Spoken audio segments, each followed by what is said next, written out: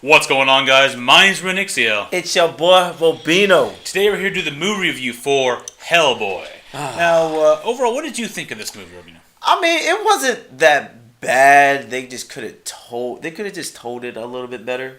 That's my only thing. But yeah, It did seem to have a fairly weak story overall. Yes. It was very rapid and it had a lot of potholes and just in general, it didn't flow as well as it could have flowed. Yeah, I wish it did because it really had potential. I would say that it really did.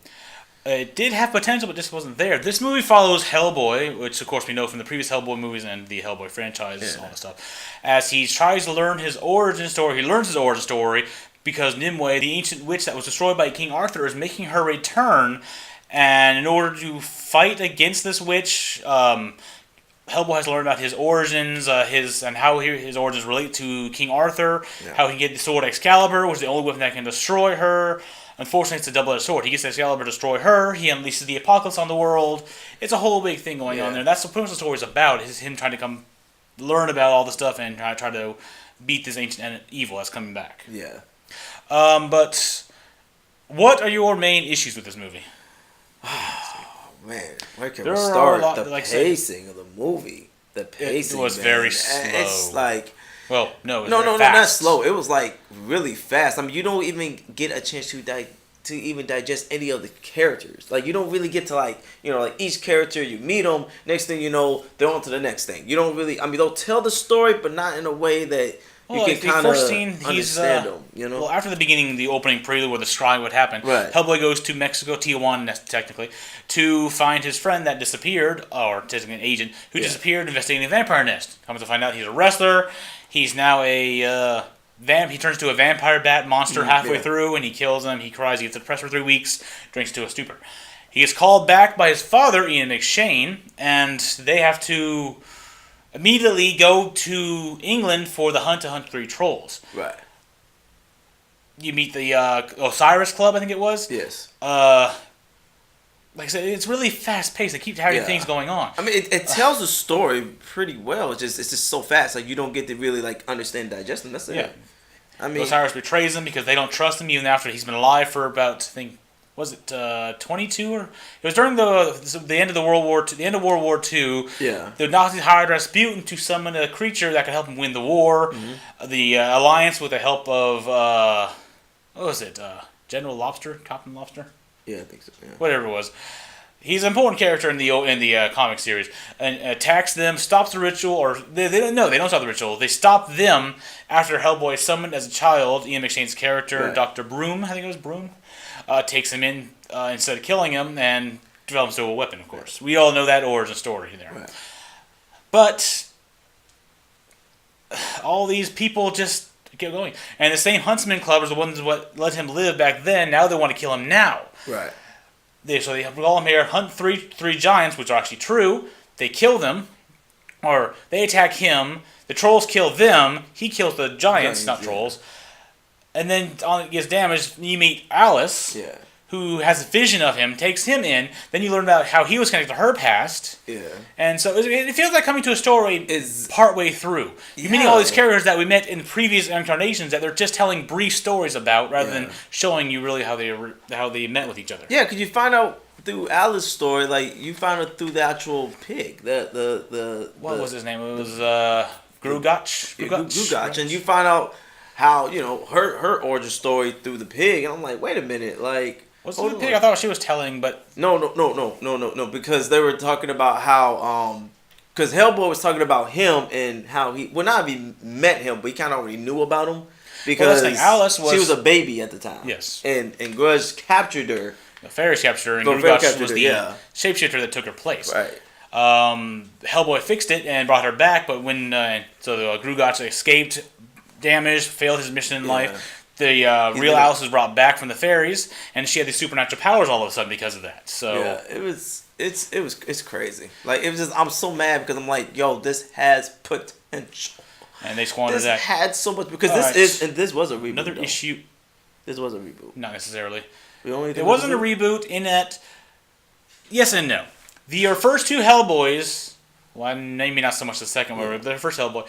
There's actually a series of comic book or mini-series that take place. And this actually takes place during the Hunt, Hellboy the Hunt series, whatever it was, whereas the other ones took place in the earlier movies. Right. Which is what they kind of messed up, because I thought Abe Sapien, the fish dude, was already a member of the team back then. Yeah. In the first movies, when it took place in the first set of the series, this actually happened 6 years after the fact. They unless I'm getting something wrong, it seems to me they messed up a lot of that. They mixed up a lot of that stuff up. Yeah. But overall, what do you think of the music of this movie? I knew you had an issue with that. It was just there, like it just didn't make any sense. The music, it was just like which I hate when movies do. Music is just as important. It is very important. It helps set the scene. And they just put the music. There was some of the music didn't really mix in with the scenes. It was just like maybe they're trying to go along with what Hellboy looked like, which I liked how he looked, kind of. Yeah, I like the whole rocker hair, the big brow, and all that stuff on him, which is cool. But it's just, I don't know. It was like, well, he looks like a heavy metal rocker dude, so maybe they're trying to go along with that. Maybe it was the songs. Maybe it was the songs itself. Maybe they just picked the wrong songs. But I'm telling you right now, it was just like, it just did not match. It did not. No. And music is very important to me when it comes to movies. Like, you have to have good music in there. And if your music just ain't matching and mixing in with it, I'm already kind of like, bad. I understand that. What I personally, and if anyone who knows me at all, I love gore. Yes. I love violence in movies and games, not in real life. And I love destruction. In games and movies, have a city burning. In the movie 2012, watching all of California get shaken up and destroyed by the earthquake and all that stuff. I love mass destruction like that. So when Hellboy finally gets Excalibur near the end of the movie, becomes the giant demon he's supposed to be, with a crown and all that stuff, hell starts coming out of the cracks in the world. Yeah. And these demons start impaling and destroying and ravaging everybody. I just love watching them do that. One of my favorite scenes from that little selection was when a demon comes out, picks a guy by the head, slams him onto a sword, and skins him like that. And it's violent. It's just funny, I guess? It was funny, but at the same time, I think that was it kind of, to me, don't get me wrong, it would have been cool if they would have just made the story better, then I would have not minded all that. So they made use of the rated R rating. Exactly, because they were so focused. Because just like I said, it's rated R, so they were so focused on the cuss words and making everything gory and bloody that it kind of not ruined the movie for me, but I could tell they were trying to focus on that more than trying to get the storyline and the plot better. If they would have just worked on the storyline and the plot, that would have been even cooler. I would have loved it. Maybe. I mean, and not only that, the CGI needs to have gore, though. It's a movie about monsters interacting with humans. It has to be gore and some violence in it. But it looked some stuff looked kind of corny. It looked like, just like I said, like the monster had a giant creature walking around. Legs. You know what I'm saying? He was showing off his beautiful new shoes, okay? Yeah. Which are made of human flesh. That was weird. I mean, the guy, the monster taking the guy's legs and going, you see the guts flying out. I'm just like, yo. There felt like many of the scenes are meant to be in 3D, though. Yeah, like when Alice learns one of her new powers of punching people and knocking the spirits out of them, which is she just learned randomly in a forest throughout when she was fighting alongside Olmec Werecat, which eventually became the member. I can't remember his name. He's a Major Dia, whatever. He learns his ability. I have it over there, but it's not showing for some reason, so I do have to do my research. He punches a guy, and the ghost comes out of him and sits there and screams at the audience, and then sucks back in or something. It's like, it felt like it should have been a 3D thing. Yeah, I think that, for once, I definitely agree with you, and I hate 3D.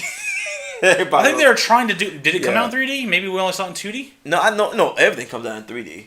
Most of all the time. Maybe it was meant to be a 3D thing. Yeah, because that was interesting too. Because when she said you're not gonna like the way it looks, I'm like, what do you mean not like the way it looks? And she's performing seances where she touches them and ectoplasm comes out of the people in the old days. These people's mouths. Yeah. It forms ghosts of the recently deceased, and they're able to communicate. Yeah. So she does it, and it's drippy and gross, and the ghost comes out into the audience face and all this stuff for a second. That's a 3D image. That's probably why they did because again that's probably why they were so focused on the CGI and the gore. I think that's why the plot kind of suffered and the storyline suffered and even some of the characters suffer. You don't get to digest them. You're right. Like I said, you don't get it. They just show up and then suddenly they're part of the team. Like Alice, yes, she knew Hellboy, but She just randomly shows up because the spirits told her so, and then she's Yeah. suddenly a part of the game. Yeah. The Major, the old Olmec Were Jaguar, he shows up, and all of a sudden he's part of the game. Yeah. Yeah, but yeah. Ian McShane, Yeah, the you're Hellboy's right. father, he's there. He's barely there. Then all of a sudden, his life is at risk, and you're supposed Yeah. to feel sorry for him. You're supposed to feel a sense of urgency about it. But Yeah. you've seen maybe 5-10 minutes of the movie so far. Yeah. And that's near the end of the movie, the whole 2 hours later. Yeah. And then one last Cordy thing was when the phone with him because The remember ongoing phone? joke? Oh Okay. my gosh, dog, so lame. I'm gentle. Darn it! I'm like, do we He really took, need to he put took it? the right hand of Doom, his rock hand, and turned his phone turn the and broke on. it. Like, I'm like, do we really need that? In the second scene, he takes another phone out with his normal hand Yeah. and breaks it anyway as well. Yeah, it's just it was that was unnecessary. That's an ongoing. That's a little joke, Yeah. a humor joke. Though. It wasn't really all that funny though.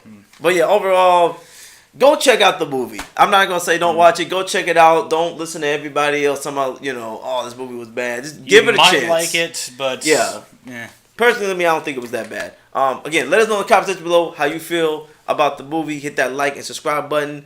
If you're watching this on my channel, man, go check out my boy Rio, man. He does the same thing I do: movie reviews, trailer reactions, and so forth. Also, check out Fear Bot Gaming, man. We play video games, man. We talk about games, man. Go check it out. And yeah, If you're watching this on my channel, go and check out Rubino Entertainment. Link down in the description below. It does the same stuff we do over here, except top fives, Rubino's Treasures, a bunch of other stuff over there, as well as Kid Rubino, also linked down in the description below. He has a lot of the gaming, a lot of child-based things like, kid-based things, cartoons, anime, and stuff over there that he enjoyed as a kid. Go check it out. It's not bad. It's a lot of fun over there too. Yes. As he already said, go and like, subscribe to this video, hit the notification bell so you get notification next time we post our next video, trailer reaction or movie review. And I'd like to hope to see the next video we do. Peace Bye. out.